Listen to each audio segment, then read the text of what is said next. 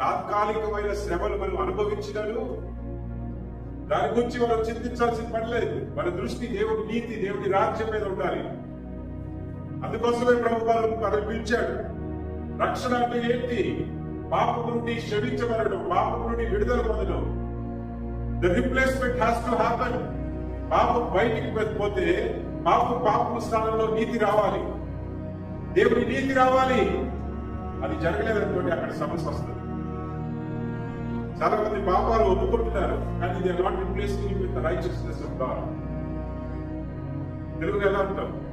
పాపాలు ఒప్పుకుంటున్నాం, కానీ దేవుడి నీతి చేత ఏ పాపం అయితే ఒప్పుకున్నామో, తీసేసుకున్నామో, ఆ స్థానంలో దేవుడి నీతి చేత మనం నింపుకోవడం లేదు. దేవుడి నీతిని మనం స్వీకరించడం లేదు.